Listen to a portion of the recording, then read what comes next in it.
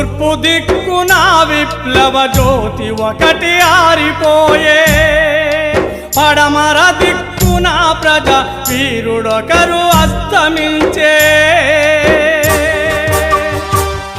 December 25న ఒడిశాలోని కంధమాల్ అటవీ ప్రాంతంలో జరిగిన ఎన్కౌంటర్లో మావోయిస్టు కేంద్ర కమిటీ సభ్యుడు పాక హనుమంతు అలియాస్ గణేష్ మరణించారు.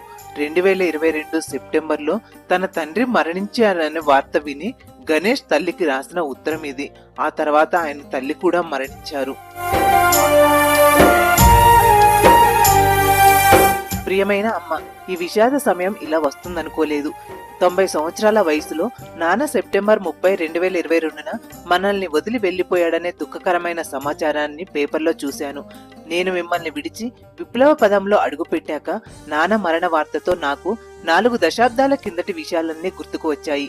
నీతో, నాన్నతో, మన కుటుంబ సభ్యులతో, ఊళ్ళో వాళ్లతో గడిపిన రోజులన్నీ నా మనసులోకి వచ్చాయి. నేను విప్లవంలోకి రావడానికి ముందు మీ అందరి ప్రేమతో, వాత్సల్యంతో జీవించడం వల్లే ఇప్పుడు ఇలా నేను ఎంచుకున్న మార్గంలో నడవగలుగుతున్నానని అనిపించినప్పుడల్లా మీ అందరి మీద మరింత గౌరవం కలుగుతుంది. ముఖ్యంగా నాన్న నా కోసం, నా తోబుట్టువుల కోసం, మన ఇంటి కోసం ఎంతో కష్టపడ్డాడు. ఈ దేశంలో సగటు మానవులందరూ అలా జీవిస్తున్న వారే. అందులోని బాధ్యత, ప్రేమ, శ్రమ చేసే సుగుణం చాలా గొప్పవి.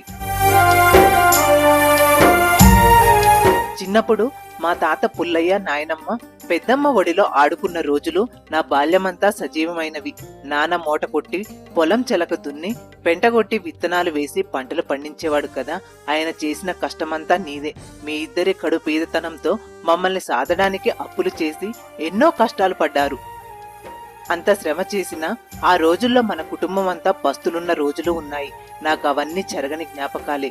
ఈ దేశంలో మనలాంటి ఎన్నో కుటుంబాలు అట్లా బతుకుతున్నవే.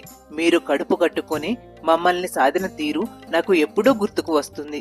తల్లిదండ్రులందరూ ఎవరైనా ఎక్కడైనా ఇట్లానే ఉంటారని నాకు తర్వాత చాలాసార్లు అనుభవంలోకి వచ్చింది.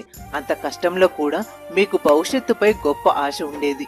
బహుశా మన సొంత జీవితంలో మీరు చూసిన ఆశే నాకు మానవాళి మీద, ఈ దేశ చరిత్ర మీద ఆశావాదంగా మారింది కావచ్చు.